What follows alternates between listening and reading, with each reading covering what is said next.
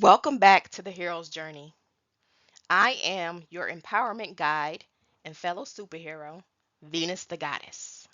Let's begin Arc 4, Decolonization of the Mind, breaking free from the Matrix through historical record and scientific evidence. This is a pre-recorded lecture. Please feel free to pause at any time to take a break. Just note the time so that way you don't lose your place. Let's begin.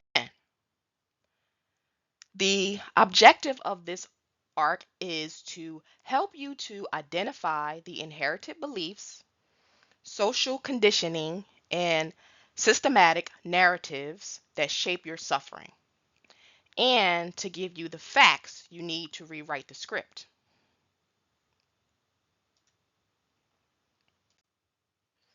The Matrix. You were programmed before you could speak by your family, your religion, your culture, your government, by systems that existed long before you were born and will continue long after you die. None of these systems asked your permission. None of them consulted you. They just downloaded their beliefs into you like software you never chose to install.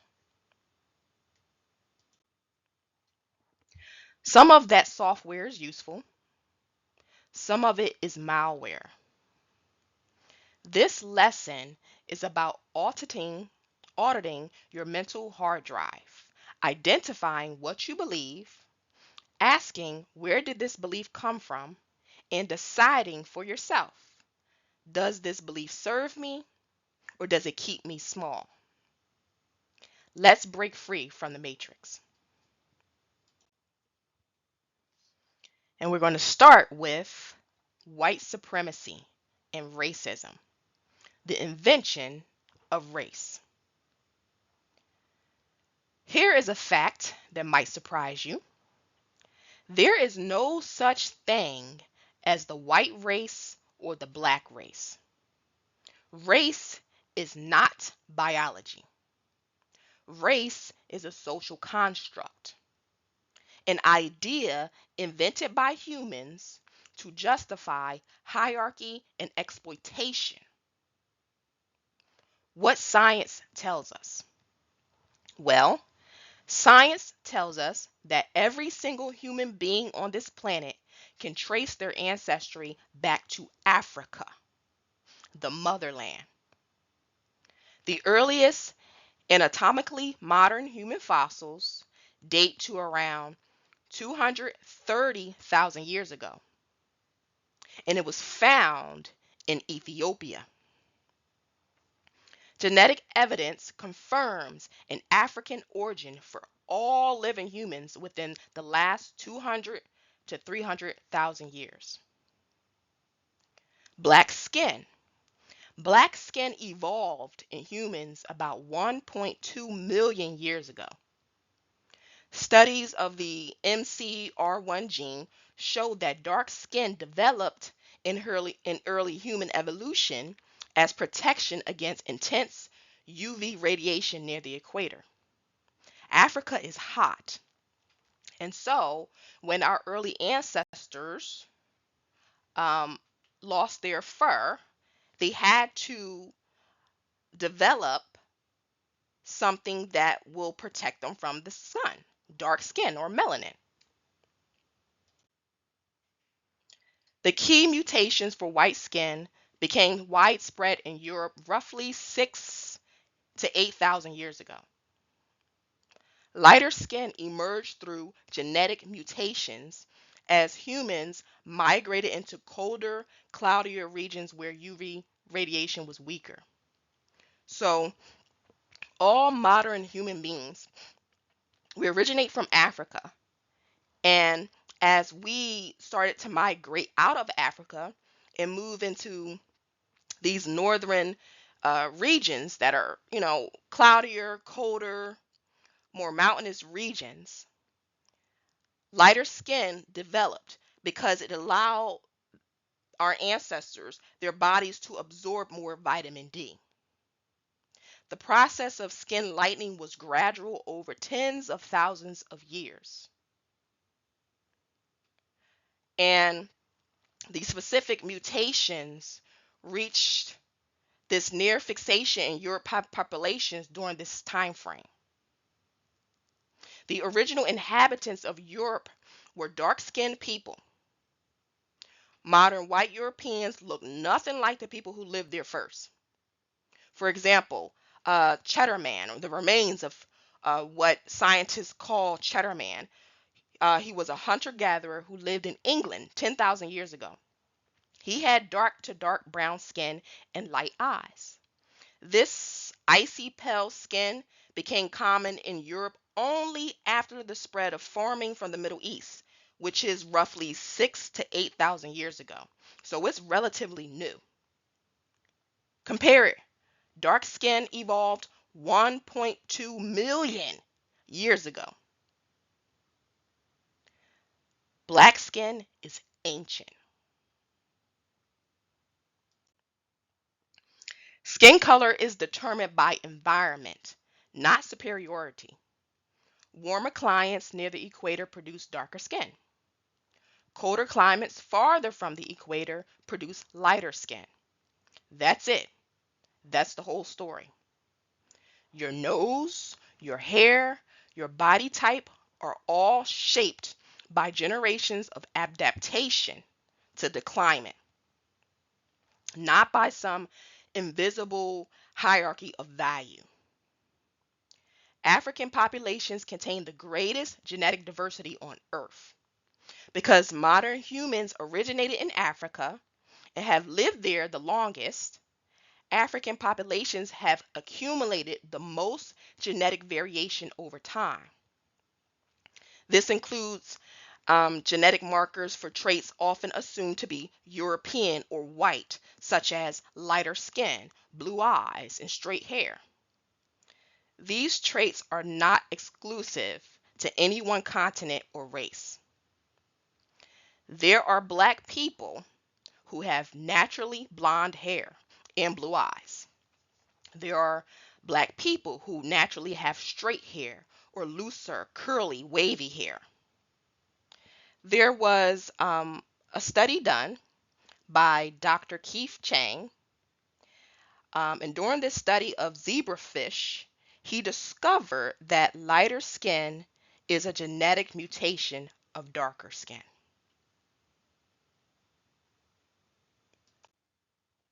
The term white as a racial category was coined in the 1600s.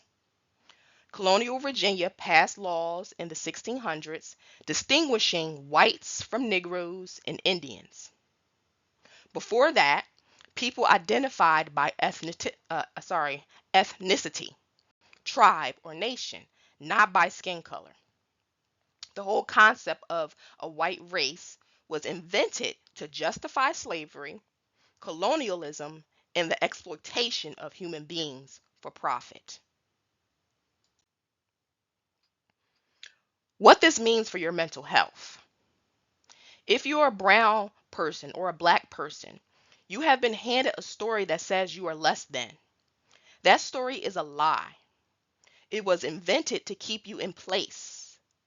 You can put it down. If you are a white person, you have been handed a story that says you are superior. That story is also a lie, and it has cost you your connection to the rest of humanity. The so-called white race is actually a minority in the world. The majority of people in the world are black and brown. We are all human beings, one species, one family. Everything else is a story we were told. Okay, I'm going to take a brief pause before we move into the next subject. Get a drink of water, sip some tea, stretch your legs, or just practice breathing.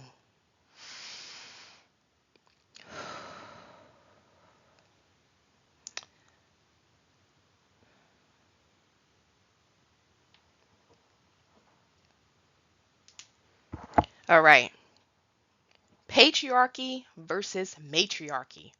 Who told you men should rule?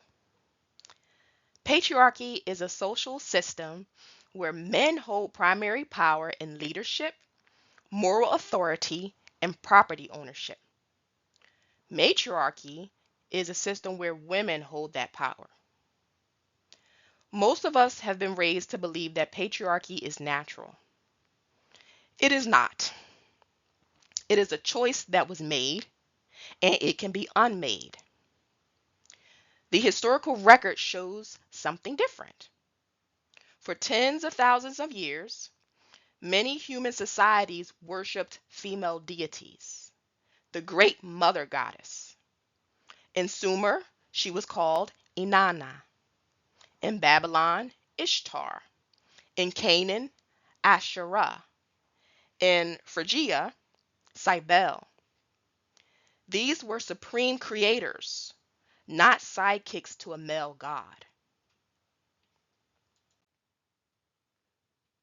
Archaeological evidence from the Neolithic era, which is roughly 10,000 years ago, suggests that many early agricultural societies were matrilineal, tracing descent through the mother. For example, in modern times or modern day, you get your last name from your father. Well, in those ancient societies, they passed down through the mother. And those societies were likely matriarchal or egalitarian. Egalitarian means that everyone is equal, male and female. Goddess figurines, such as the Venus of Willendorf, dated to roughly 30,000 years ago. These figurines are found across Europe and Asia, suggesting widespread female centered spiritual traditions. So, what changed? The Indo Europeans. The Yamnaya culture, which is from the Pontic Caspian steppe, which is modern day Russia and Ukraine, dating back to 33,000 to 2600, 3300 to 2600 BCE. So if you take a look at this map on the right hand side, between the Black Sea and the Caspian Sea, and just above the Caucasus Mountains, this Indo-European culture, this is where they originated from. This is where they lived. And they eventually started to expand into Europe, the Middle East, and India. And when they did, they brought with them a hierarchical, male dominated social structure, patrilineal kinship, and male sky gods such as Zeus, Jupiter, and Indra. Genetic and archaeological evidence supports the theory that these migrations dramatically reshaped the cultures they encountered, mixing with and often conquering earlier goddess worshipping societies. And this culture, this Indo-European culture, they were more warlike. The shift from female deities to male deities was not inevitable. It was not natural. Instead, it was a cultural takeover that occurred over centuries.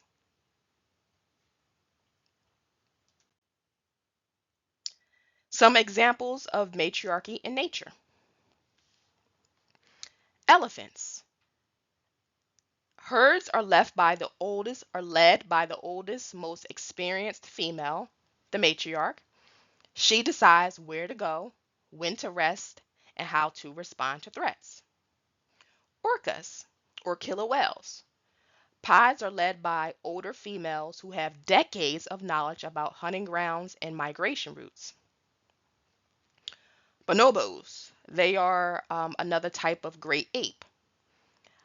And human beings actually share 98.7% of our DNA with bonobos. Female bonobos form alliances that dominate males. They resolve conflict through social bonding and sexuality rather than aggression. So imagine if we had a social system like the bonobos, where females were dominant and we resolve conflict by having just one big orgy. Imagine that. Bees. A queen bee rules the entire hive. Worker bees, or female bees, they do all the labor, the foraging, the nursing, the building. And drones, or male bees, they exist only to mate.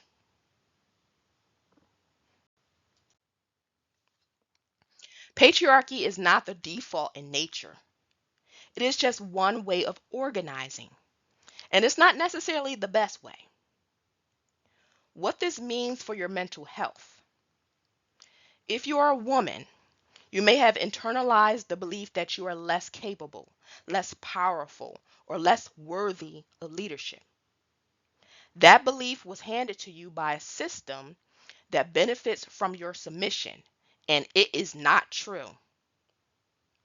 If you are a man, you may have internalized the belief that you must dominate, suppress emotion, and provide at all costs. That belief is also a prison. We can choose something different. Okay, let's take another quick break before moving into our next subject.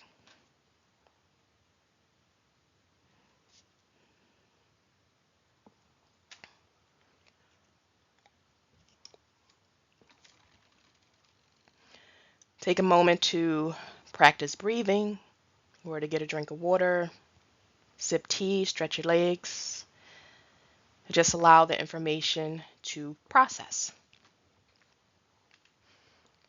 New information needs time to download into our minds.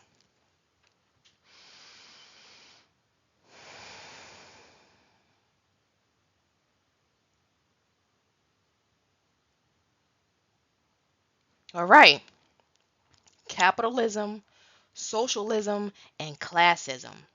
The grind was invented yesterday. Classism is the belief that people are divided into social classes based on wealth, status, or occupation, and that some classes are inherently superior to others. Capitalism.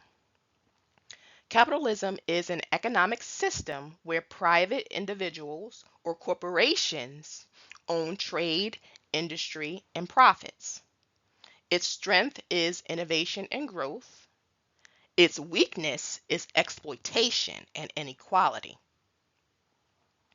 Socialism is an economic system where the community or government owns the means of production. Its strength is reduced inequality and shared resources. Its weakness can be reduced individual incentive and government overreach. Communism is a more extreme form of socialism that seeks a classless, stateless society. In practice, it has often led to authoritarianism. There are 5 countries that are communist. That is, they are China, Vietnam, Cuba, Laos, and North Korea. And there are other countries that incorporate socialism into their constitution, like Sri Lanka. And as you know, the United States is a capitalistic country. Each system has its pros and cons. But here is what you need to know. One, the 40-hour work week is only about 100 years old. I believe it was invented by Henry Ford and it was adopted in 1926. Before that, people worked from sunup to sundown, often for 6 or 7 days a week with no overtime pay, no workplace protections, and no minimum wage. The 40-hour work week was not handed down by nature. It was instituted into law. Income tax. Income tax as we know it began in the United States with the ratification of the 16th Amendment in 1913. The whole idea that you owe a chunk of your labor to the state is a relatively recent invention. The sugar industry is a perfect example of how capitalism can become exploitation. Millions of pounds of sugar are mass produced every year, and for centuries, enslaved black people were forced to work on sugarcane plantations under brutal conditions in Brazil, in the Caribbean, and in the American South. And their descendants still are working on sugarcane plantations like in Haiti. And the conditions are horrendous. But those Haitians, they do the work because they have no other choice, no other opportunity for money and economic growth. Sugar was the most profitable and deadliest crop in history, and it accounted for most of the enslaved labor. And today, that same product is known to cause diabetes, obesity, and heart disease. Millions of enslaved black people were exploited for this very crop that people die from every year. It's mass produced, overproduced, put in pretty much every product on the shelf, and it kills. The system doesn't care about your health, it cares about profit. What this means for your mental health. If you feel exhausted, hopeless, or trapped by the grind, you are not lazy, you are not broken. You are reacting to a system that was designed to extract your labor, not to nourish your soul. It's all about profit, greed, gain at your expense. The good news though is that empires fall, systems change.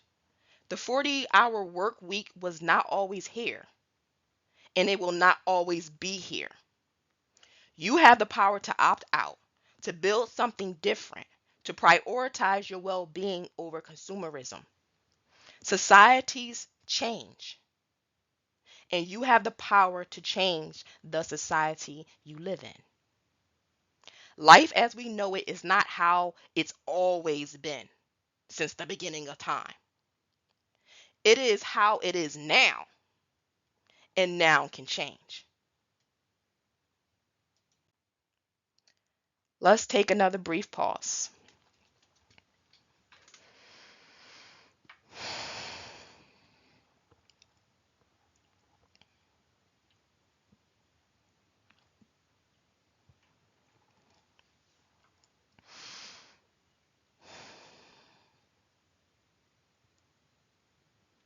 Okay, religion.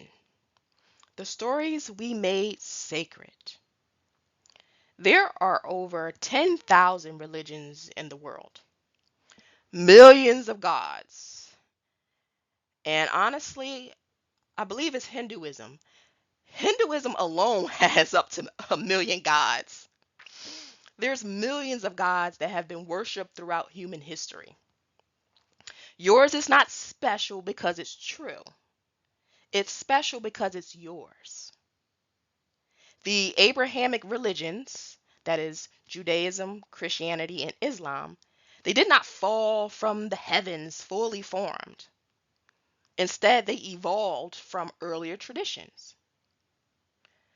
Judaism emerged in the Levant from Canaanite and Mesopotamian roots. Many stories in the Hebrew Bible have clear parallels with earlier Mesopotamian myths, such as the flood narrative in the Epic of Gilgamesh, dating 2100 BCE. And that story predates biblical the biblical account of Noah by over 1,000 years. Christianity and Islam were significantly shaped by Greek, Roman, and Persian culture and philosophy. There are no original Hebrew manuscripts. The oldest nearly complete Hebrew manuscript of the Old Testament are the Dead Sea Scrolls, dating 250 BCE to 68 CE. No autographs or original writings exist. The texts we have, the texts we have were written, edited, translated, and rewritten by human hands over centuries. Many of the Bible stories, such as the Garden of Eden, the flood story, even the war in heaven, these stories come from Near Eastern stories that predate the biblical story. In fact, we don't have any original Hebrew manuscripts, but we do have the Septuagint, which is Greek. And there is a book, I haven't had the privilege of reading it yet, but it is called Hebrew is Greek by Joseph Yehuda. And in that book, he basically argues that the um, Hebrew alphabet was born from Greek. In other words, one could argue that the Old Testament comes from Greek. And during that whole Hellenization period, um, in Greek, in Greece's history. Also, there is a book called Caesar's Messiah by Joseph Atwell, who proposes that the New Testament comes from Rome. And if you like, you can do your own research. There is a whole discourse from Yale, the University of Yale, or Yale University rather, um, two separate discourses. One is on the origins of the Old Testament, and the other is the origins of the New Testament. And they make a lot of good points, and they share a lot of evidence suggesting that the Bible and these modern day religions of Christianity and Judaism, that a lot of what is taught is really, it can be traced back to the Near Eastern, even Egyptian mythology. A lot of what we learn from Christianity and we find in the Bible, you can trace that back to their Egyptian religions. Religions are man-made. That does not mean they are worthless, but they are man-made. You can find profound wisdom, community, and comfort in some religions, but they are not unchangeable divine commands. They are human attempts to understand the universe, to find meaning, and to cope with death. The root of most religions is the deification of nature. The sun, the moon, the storm, the harvest. Ancient peoples observed the world around them and created stories or myths to explain it. Those stories became gods. Those gods became doctrine. For example, many scholars can argue that Jesus worship is nothing more than modern day sun worship. What this means for your mental health. If you were raised in a religion that taught you that you are sinful, unworthy, or broken by default, that belief may be at the root of your suffering. Other religions offer different stories. And no religion at all is also an option. You don't have to be religious. You don't have to subscribe to any one religion or philosophy or school of thought. Perhaps you can borrow wisdom from many religions. That's what I do. I was raised as a Christian, in particular Jehovah's Witness. And when I became an adult, I left. I started doing my own research. I started researching and learning about all sorts of religions and the origin of the Bible and the origins of religions. And I learned a lot. And I also, was able to find wisdom and truth in so many different religions. And so I just take what resonates and I leave the rest. I'm not a religious person, but I do have my own form of spirituality. You have the right to question, to doubt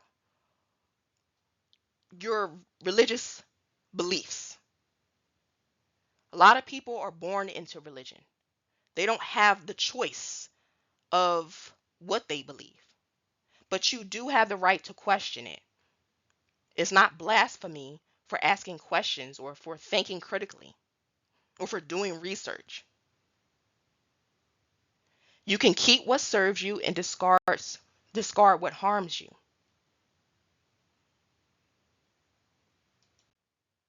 There's nothing wrong with thinking for yourself. Okay, let's take another pause. Go get a drink of water, sip some tea, stretch your legs, or just practice breathing. And then we're going to move into the next subject. This is my favorite subject, by the way.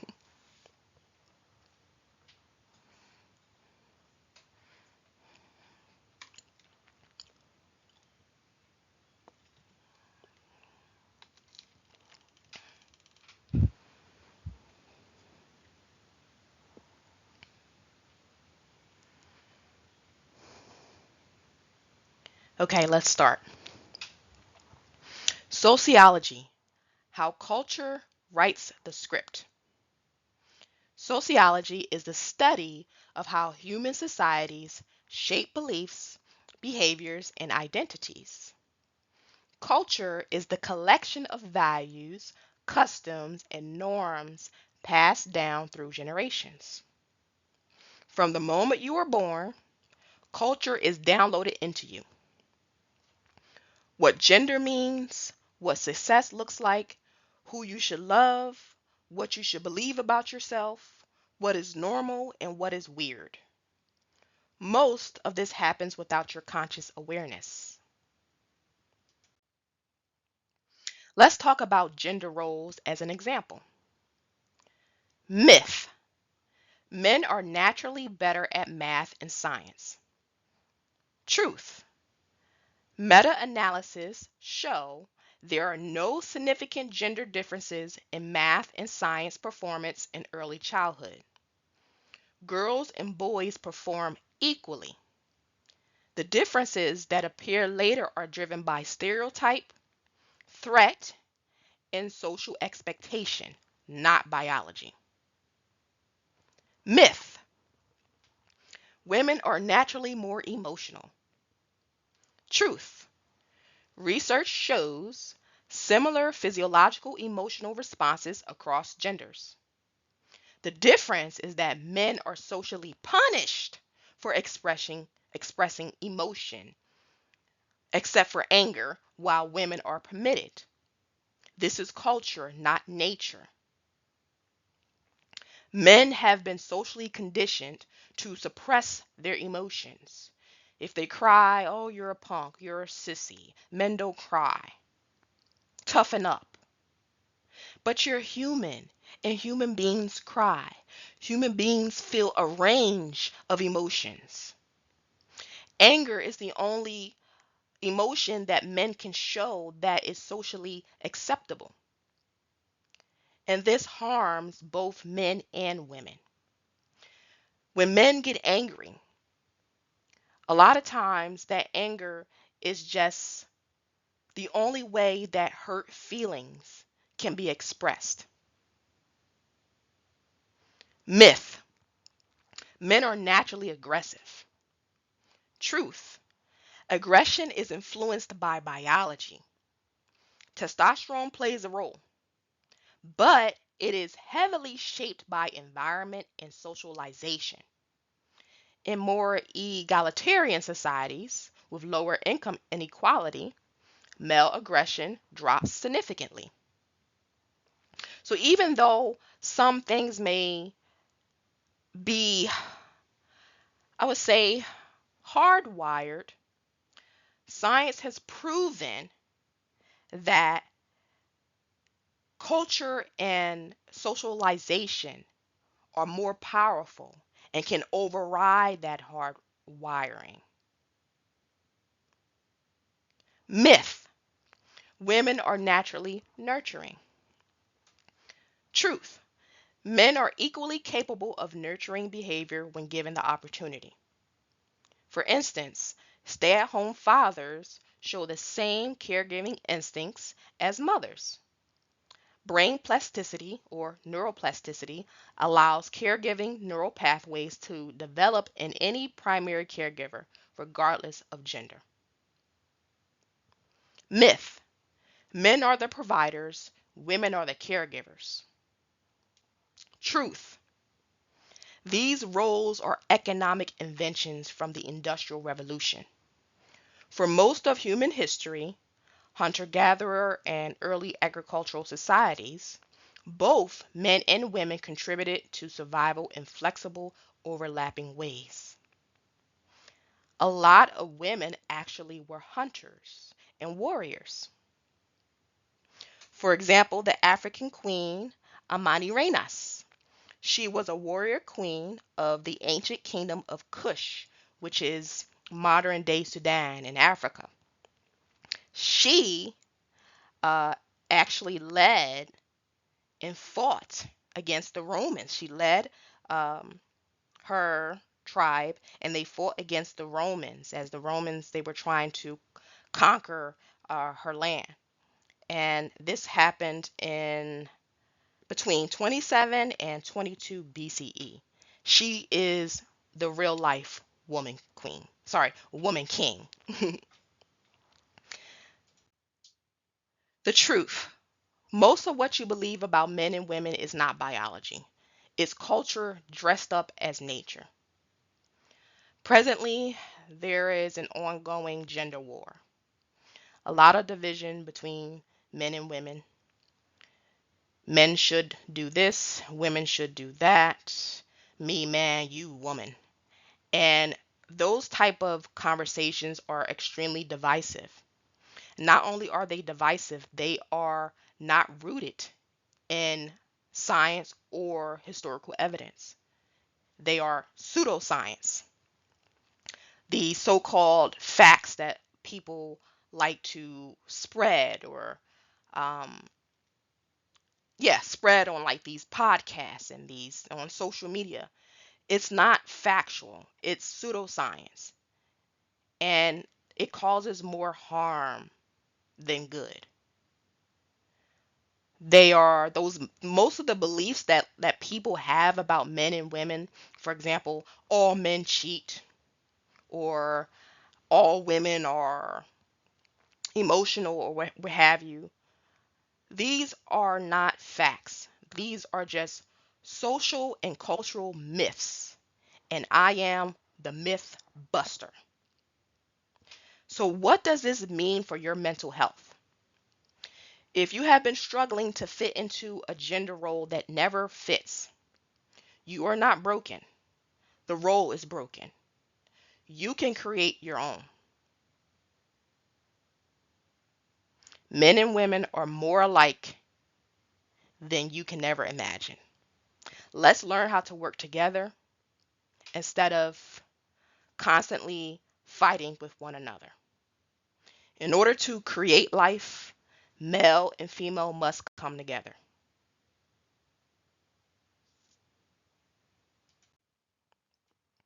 Unplugging from the matrix. Letting go of deeply held beliefs is hard. Your brain has built neural pathways around them. That is called schema, which is a mental framework that organizes information. Changing a schema takes time, repetition, and courage. But the benefits are liberation, freedom from stories that were never yours, the ability to choose for yourself who you want to be, what you want to believe in. We were programmed from the moment we were born. but we can rewrite the code. You are not lazy. You are not sinful. You're not broken. You are not less than. You are not weak. You are a human being born into a system that was not designed for your flourishing.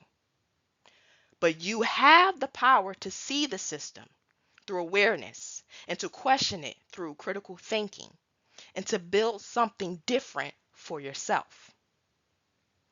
Decolonization of the mind is the process of removing the stories that were imposed on you and reclaiming the story that is yours.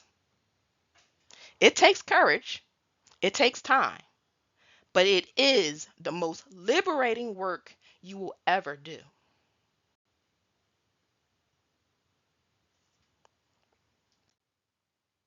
Homework. Okay, this was a shorter lesson today. Your homework. One, I would like for you to identify one belief you hold about yourself that might not be true. Write it down. You can write it down in your hero's journal. Ask, who taught me this? What evidence do I have? Does this belief serve me? Two, identify one belief you hold about the world that might be a social construct. Write it down and research its origins. It can be about race, it can be about gender roles, male, female, men and women. It can be about religion. It can be about the economic system or something, a whole different subject or category. Just do your own research and find out where this belief originated from. This assignment is due 1 week from the completion of this video. Again, none of your homework assignments need to be submitted. They are just for your own personal practice. Credits. The research for this presentation was conducted using a variety of sources, including authoritative books, scientific publications, and AI-assisted research tools used to synthesize and verify complex information. If you would like to learn more about any of the subjects presented, I encourage you to do your own research. This presentation contains images and diagrams used under the fair use for educational and commentary purposes within original work. All visual media are the property of their respective creators. No copyright infringement is intended. Offerings. I do offer private sessions. If you would like to book a virtual one-on-one mentoring session with me, you can email me at thegoddessxx@gmail.com. That's thegoddessxx@gmail.com. Sessions are 60 minutes at a rate of $150 per hour. Voluntary offerings. If you would like to donate to this channel, my Cash App is $thegoddessxx. Thank you for joining me for ARC 4. We are moving on to the next ARC, ARC 5, and I really hope that this information that I'm sharing with you, that you find it helpful. Remember that I love you. Have a beautiful and blessed day, and I will see you next ARC. Bye.